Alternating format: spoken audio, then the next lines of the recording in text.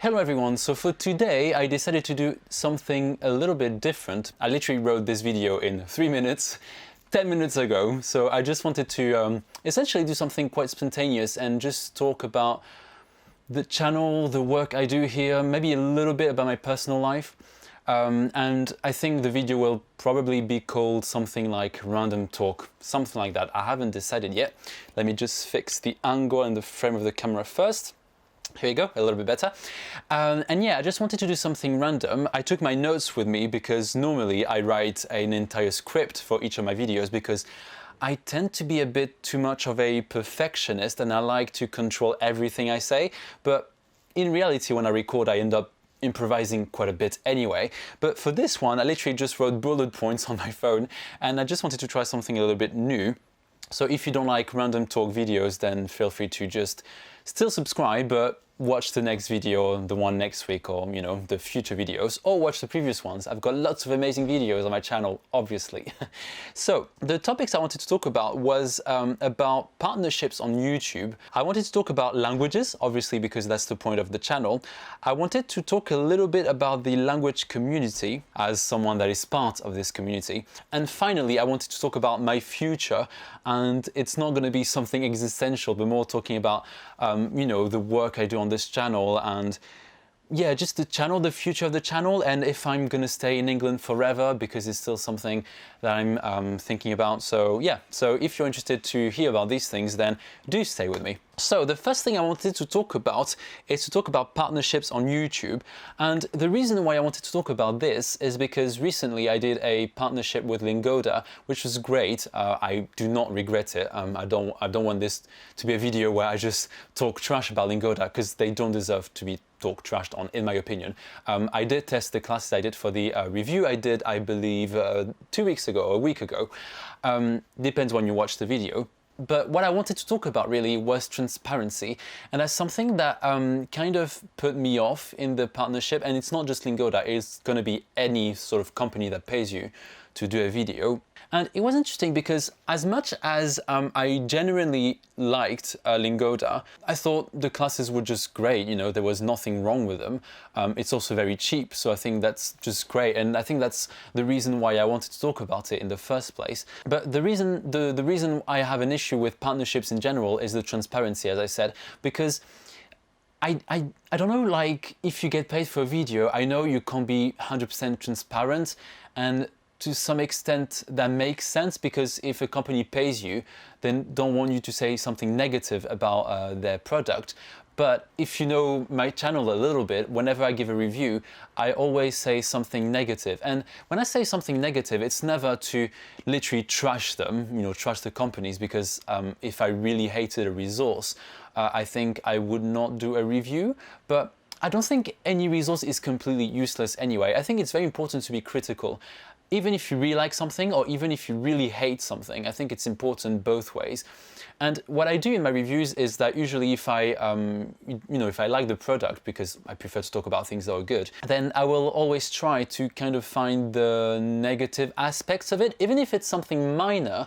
And usually what I do as well is that I will find something minor that can be maybe problematic for some people.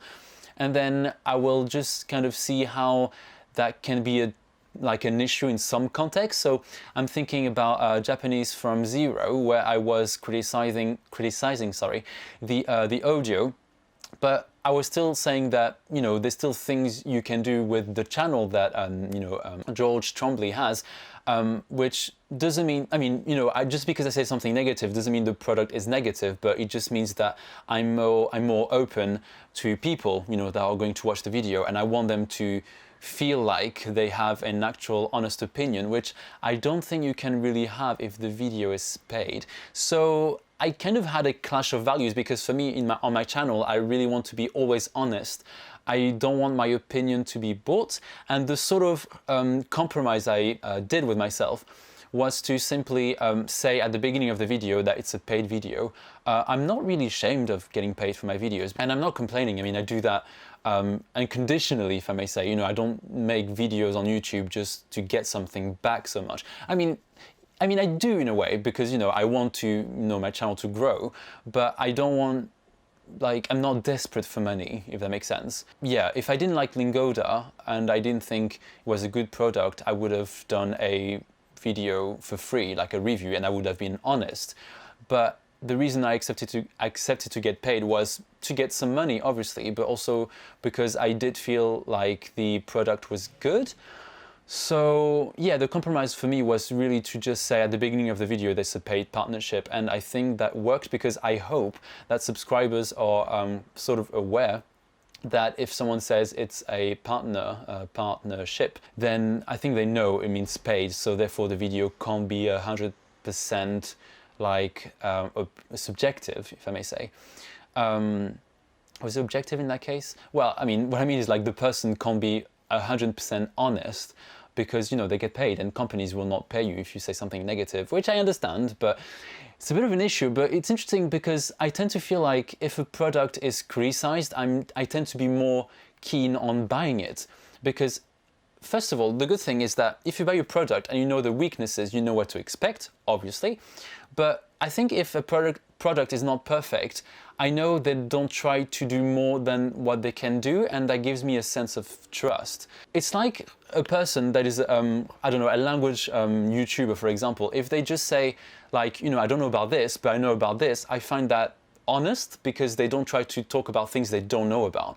And I think that's something similar for a product. A product can't be perfect because language learning is so complex that one resource can't do everything. And I think if a company just says, is honest, I would actually tend to buy it more. I know it makes no sense maybe for companies, and I don't claim to know much about marketing in general, but I think if someone is open and says, well, this is something like we're not the best at, but this is what we're really good at because that's what we emphasized on, then I don't know, I like the honesty. I think I would feel like they are open and truthful to the people that buy the product. Maybe it's just me thinking like this, I don't know. Let me know what you think about this in particular, but I just wish it was normal, but then it's marketing. And then if a product will say something negative, then others will say like, oh yeah, you know, we're much better than them, you know, because they even criticize themselves on, you know, on video or in public. So I kind of get why that's problematic, but I just wish it would change.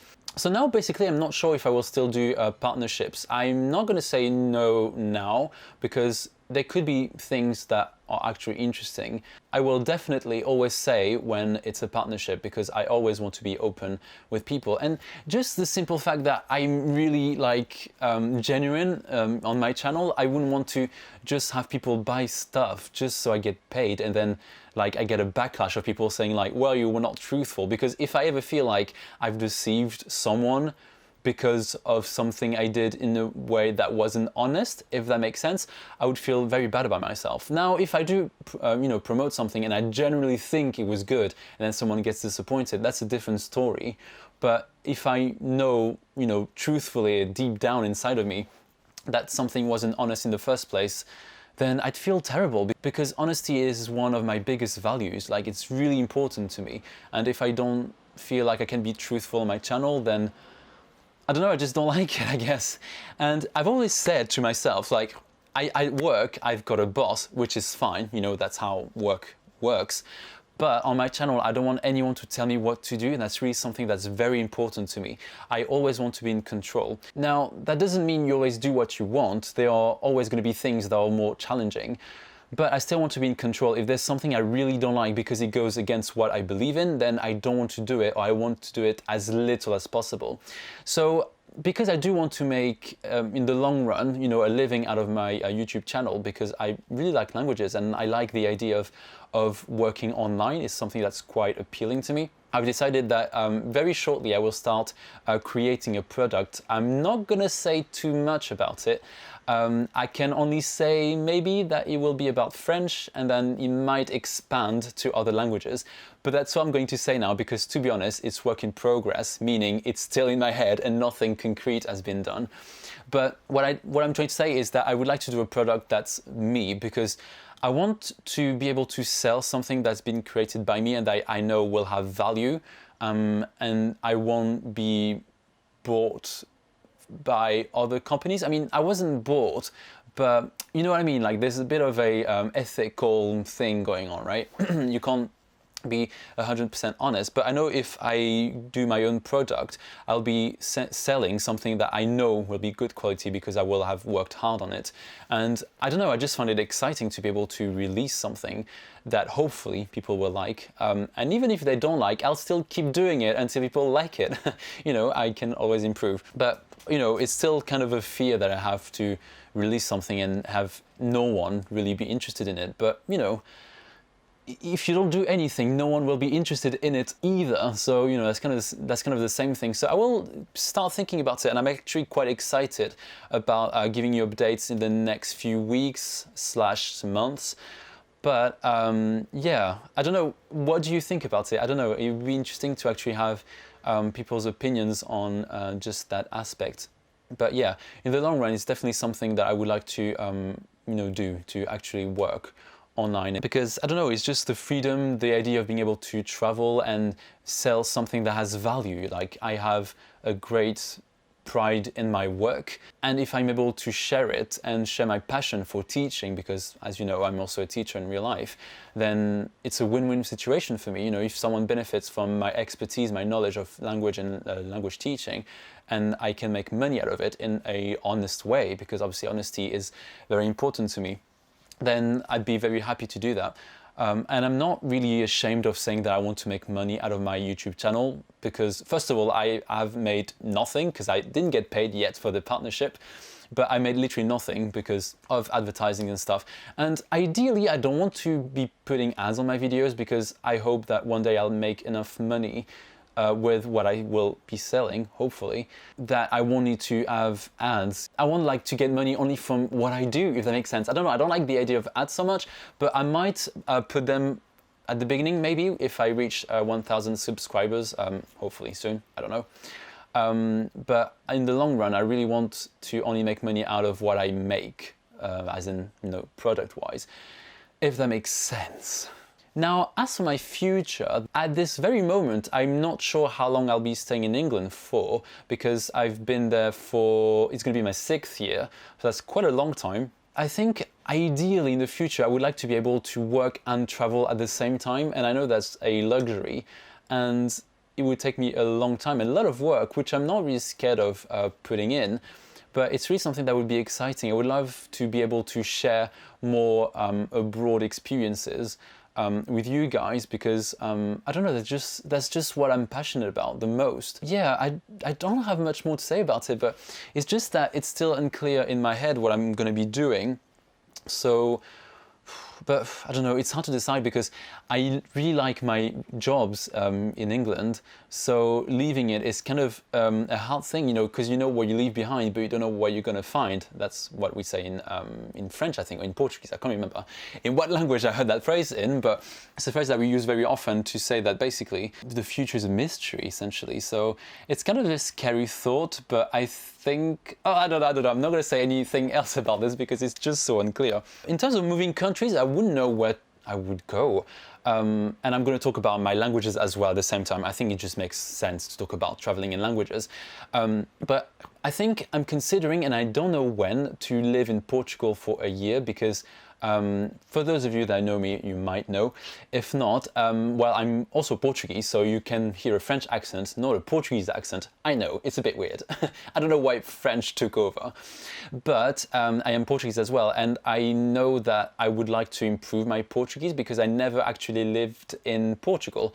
I spent a lot of holidays there, probably in total, maybe a year and a half in total of holidays in Portugal, and I speak Portuguese all the time, but I know my Portuguese is not like perfect, because when you're not educated in a language, and by educated I mean go to school in a language, then obviously the language is not going to be as strong as the language you've been educated in my case French.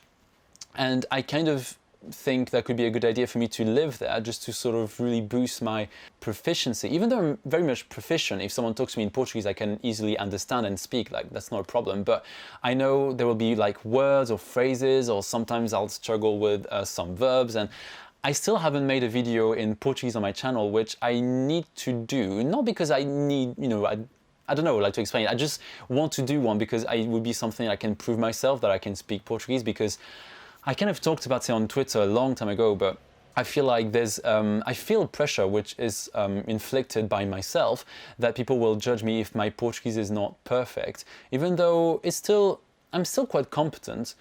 Like, I can read the news if I want to, I can watch the news, watch TV like very easily, like no problem.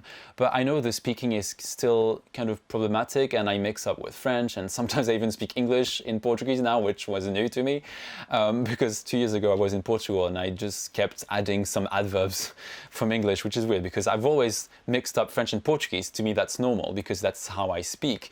But, I mean, if I'm with bilinguals, but English is just a weird one, anyway.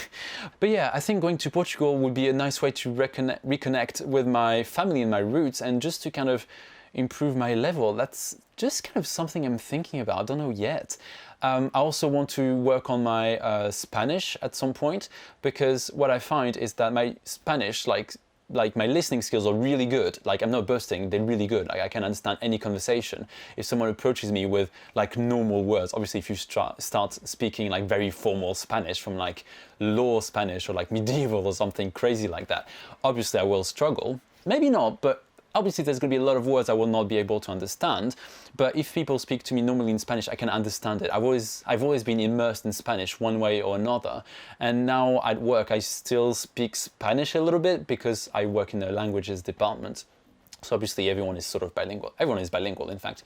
But I know I need like full-on immersion, because what I lack is to kind of get back to the level I was at, because I used to be, I don't know, maybe B2 in English, probably near C1. And like, I've lost it because I just stopped practicing for a long time, because I wanted originally to do a degree in Spanish, and then sort of out of the blue I decided to do English. So I stopped practicing Spanish because I was fully dedicated to English. And I think that's kind of a shame, but it happens, like bilinguals will always have languages that are stronger than others, and then some of your languages will sort of go down a little bit and others will go up, and that's just normal. So I'm not worried about it, but it would be nice at some point to also maybe live in Spain, or maybe spend a month there in a language school, so I can sort of get my level back to where it was. That's something I would like to do. And finally, Japanese, as you might know if you're following this channel, I've obviously been working a lot on my Japanese because it's a language I'm really interested in. Sorry, I tend to stutter a lot. I get very emotional when I speak. And yeah, I'm still dedicated to doing Japanese, and maybe I live in Japan one day. I don't know, I'm gonna live everywhere. No, but I think that really denotes, just talking about it, how I really want to be everywhere at the same time. I'm kind of talking about what I was saying about working online, and I think that would be great to be able to sort of travel. Not that my dream is to be in islands and stuff like that and live the fancy life, but I really want to be able to live with the locals a bit more and not necessarily stay in one place. I don't know, obviously it depends on what happens, but yeah. So back to Japanese. I really would like to improve my Japanese, and it's just a language I'm focusing my brain more on at the moment. So yeah. Yeah, I just love Japanese. I can't wait to go back to Japan now. I don't know when yet. Because of the Olympic Games, it's going to be a bit expensive, I think, so I don't know if I'll be able to go. It's kind of annoying me a little bit, but, I'm not going to complain too much. I got to go twice already, so if I don't go during the summer or Easter, I'll go another time. We'll see. Now, a last thing I wanted to talk about is the language community. I'm not going too much into detail because when I was writing the script, or like bullet points for this video, I realized that I didn't want to go all negative, because it's not so much that I don't want to like take the risk of being too honest online, but it's more that it's only my perception. The only reason I find something negative about any sort of content creator in the language learning sort of circle is because of how I see things. Because obviously if they have a following, that means that they have people that appreciate their work and they do have value, they add value rather. I'm not saying they don't have value, I'm saying they add value to the, the language community, because if people like them, they find something interesting about them. What I wanted to talk about is rather something that I dislike a little bit. I think I'm gonna, what's the phrase in English? Take a risk. Okay, the thing I struggle the most about language learning is more the way things are phrased, and how language learning sometimes is made to be too sensational. What I mean is that sometimes people will say, we found a new discovery about this and this is the way to do things, and if you use us for, like a product, if you use us for 2 months, then you'll be able to be super proficient and then you'll be able to run the world. I don't know, something like extreme like this. Obviously I'm not quoting by, you know, a specific example, but you see a lot of that, and I kind of wish that stopped, because sometimes it's misleading. Sometimes it's not honest, which kind of takes us back to what we were talking about earlier. But that's because my value in what I create is to be honest at all times. I always try. Like, I can say I'm 99% honest, because there's always going to be that 1%. I'm 99% honest with everything that I say on my channel. And that's really important for me, not because of my value, as I talked about, but also because it's weird, but I think because I work, you know, in real life, I've got like jobs and stuff. And I know like once or twice students have found me, which is always hilarious. And I don't want anyone to feel like I'm fake online, because I really want online to be real life. You know, I don't want to have two sort of personalities or two ethics, if I may say. I don't know if that makes sense, but yeah, I couldn't do anything that's not honest. I don't know, that just feels so wrong to me. I don't know how to explain it, but you know, it's important for me to be aware of it, because that means I know what not to do on YouTube, and in which situations I want to be in and which situations I don't want to be in. And another thing that I actually complained about on Twitter is the fact that sometimes you read articles and they say, you know, this thing proves, or this will work, or, you know, like affirmations. And I think I'm biased. Maybe, you know, you can argue I'm biased, because obviously I studied linguistics and I have a master's in linguistics. And when we do research in linguistics, we can never say like this proves or this demonstrates. Even, I mean, maybe demonstrate is sort of okay, but I still think it's a bit too strong. So you can't say prove, demonstrate, show, etc. because in language you can't show. Like, language doesn't work like science, where you can say that 1 + 1 = 2. Language is more complex than that. We don't have the full picture yet, so it's very difficult to prove anything, just because, like, if you have a theory and then one person only disproves it or shows that it doesn't work, then your theory doesn't work. So that's why it's very important to be careful. And I know people are going to say, well, if it's one person, it's fine. But no, whenever you do a study, you can't study everyone in the entire world. That's highly unpractical, because we are 6 billion or 7 billion now. So usually people, like linguists, choose 200 people or 100 people, maybe if they're lucky 1,000, 2,000 maybe, but it never goes above that really. I mean, I can't think of any examples where that's doable, because you want to have a sample that's manageable, so that your study is easy to analyze. You don't want to, oh my God, it would be impossible to analyze 6 billion people. Can you imagine? So that's why linguists have to be careful. And by linguist, I don't mean language learner, because I hate it when people say a linguist is a language learner. Nope, for me, that's not a linguist. A linguist for me is a researcher. But yeah, I think it's impossible to really say, you know, this proves, because the sample is not big enough, and it will never be big enough, in fact. So much so that, you know, a group of people could disprove your entire theory. So that's why it's very important to not be too assertive in language learning, just because you don't know for sure. And companies, they might hire the best linguists in the world. The linguists should not ever say that this proves this or that, because that's just not possible, as I hopefully explained well just now. So yeah, that's all I wanted to say for today. I hope you enjoyed this video. I hope it wasn't too messy. It was actually very interesting to do. I wonder if I won't do that more often, if there's any topics that sort of come up. But yeah, I will see you later, and bye.